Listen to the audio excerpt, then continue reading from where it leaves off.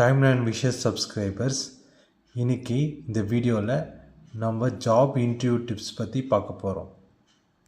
First ஜென்ரலாக பார்த்தீங்கன்னா, interview ஜென்ரலாக இன்டர்வியூ ப்ராசஸ் எப்படி நடக்கும்னா, நம்ம ஃபஸ்ட்டு ஃப்ரெண்டு ரெஃபரல் மூலயமா நம்ம எதனா ஒரு கம்பெனிஸ் போகிற மாதிரி இருக்கும். அப்படி இல்லைன்னா எதனா கம்பெனி வெப்சைட் மூலிமா பார்த்து நம்ம போகிற மாதிரி இருக்கும். அப்படி இல்லைன்னா ஜாப் போர்ட்டல் ஜென்ரலாக ஜாப் போர்ட்டலில் நம்ம ரிஜிஸ்டர் பண்ணி அதுலேருந்து எதனா வேக்கன்சி பார்த்து அதில் போகிற மாதிரி இருக்கும். அப்படி இல்லைன்னா மொபைல் குரூப்ஸ் மூலிமா ஷேர் பண்ணுறவங்க மூலிமா நம்ம பார்த்து அது மூலிமா இன்டர்வியூ போகிற மாதிரி இருக்கும். அப்படி இல்லைன்னா ஜென்ரலாக எதனா கவர்மெண்ட் ஜாப்ஸ் இன்டர்வியூ பார்த்திங்கன்னா நியூஸ் பேப்பரில் ஜென்ரலாக வரும். அந்த மாதிரி ஒரு ஜாப்ஸ் வரும். இன்டர்வியூக்கு இனிஷியலான ஸ்டெப் ரெஸ்யூம் பில்டிங் தான். நம்ம எப்படி ரெஸ்யூம் பில்ட் பண்ணுறோமோ அதை பொறுத்து தான் நம்மளோட ஜாப் கிடைக்கிறது. நம்ம ப்ரொஃபைல் எப்படி நம்ம ரெப்ரசன்ட் பண்ணுறது தான் ரெஸ்யூமு. அதையே நம்ம பெஸ்ட்டாக பண்ணிட்டோன்னா அதை விட ஒரு நல்ல ஆப்ஷன் இல்லை. அதே ரெஸ்யூம் பில்டிங்கே நம்ம பெஸ்ட்டாக பண்ணிட்டோன்னா நம்மளை ப்ரொஜெக்ட் பண்ணுறதுக்கான ஒரு விஷயம் சக்ஸஸ்ஃபுல்லாக இருக்கும், பவர்ஃபுல்லாகவும் இருக்கும்.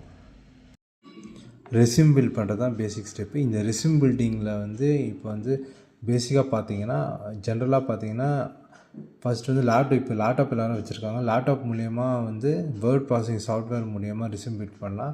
ஃபஸ்ட்டெல்லாம் எல்லோரும் வேர்டில் பண்ணியிருந்தாங்க. பட் இப்போ மேக்ஸிமம் எல்லோரும் பிடிஎஃப் தான் பண்ணுறாங்க. இப்போ ஜென்ரலாக பார்த்தீங்கன்னா வேர்ட் ப்ராசஸிங் சாஃப்ட்வேர் மூலயமா ரெஸ்யூம் பில்ட் பண்ணலாம். இல்லாட்டி கம்ப்யூட்டர் சென்டர்ஸ் மூலயமா அங்கே இருக்க வேர்ட் ப்ராசஸிங் சாஃப்ட்வேர் மூலயமா ரெஸ்யூம் பில்ட் பண்ணலாம். ரெஸ்யூம் பில்டிங் தான் ஒரு மேஜர் ஸ்டெப்பு. அதுதான் இம்பார்ட்டன்ட் கூட. ஜென்ரலாக ரெஸ்யூம் பில்ட் பண்ணுறது நம்ம பிடிஎஃப் ஃபார்மேட்டில் பண்ணுறது.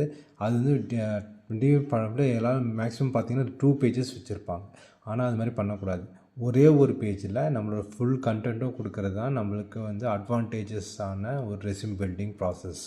ஒரே ஒரு பேஜ் கொடுத்து அந்த ஒரு பேஜ்லேயே நம்மளோட ஃபுல் ஸ்கில்ஸு, நம்மளோட பர்சனல் டீட்டெயில்ஸ் எல்லாமே கொடுக்கறது தான் நல்லது. ஃபஸ்ட்டு சிம்பிளாக ஒரே பேஜில் ஃபுல்லாக கொடுக்குறது தான் நல்லது. சில பேர் ஜென்ரலாக யோசிப்பாங்க, ரெஸ்யூம்லாம் கொடுத்துட்டுருக்கணுமா அப்படின்னா யோசிப்பாங்க. பட்டு ரெஸ்யூம் ரொம்ப இம்பார்ட்டண்டான விஷயம். அது என்னென்னா, நம்ம ஃபஸ்ட்டு ஒருத்தர் மீட் பண்ணும்போது நம்மளோட ஃபுல் டீட்டெயில்ஸ், நம்ம என்னென்ன படிச்சிருக்கோம், என்னென்ன இது இருக்குன்னு அவங்களுக்கு தெரியாதுல்ல. அவங்களுக்கு தெரியணும். நம்ம மோஸ்ட்லி இந்தியாவில் இருக்கவங்க மோஸ்ட்லி எல்லாமே படித்தவங்களாக தான் இருப்பாங்க. அதனால அவங்கள மோஸ்ட்லி அந்த மாதிரி இருக்கவங்க டிஜிட்டலாக ரெஸ்யூம் ஷேர் பண்ணுறது நல்லது தான். பட் இருந்தாலும் ரெஸ்யூம் ஒரு கலர் காப்பி கொடுக்கறது இன்னும் நல்ல விஷயம். ரெஸ்யூம் கலர் பிரிண்ட் அவுட் கொடுக்கறது ஒரு ப்ரொஃபஷனலான விஷயம். ஏன்னா அவங்களோட வியூவர்ஸ்க்கு நம்மளோட ரெக்ரூட்டர்ஸ்க்கு நம்ம பார்க்குறதுக்கு ஒரு நல்ல ஒரு வியூவாக கொடுக்கறது நல்லது. ஃபஸ்ட்டு கலர் காப்பி கொடுக்கறது நான் ரெக்கமெண்ட் பண்ணுறேன். அதுதான் ரொம்ப நல்லது. ரெஸ்யூம் ஜென்ரலாக கலர் காப்பி கொடுக்கறது தான் ரொம்ப ரொம்ப நல்லது.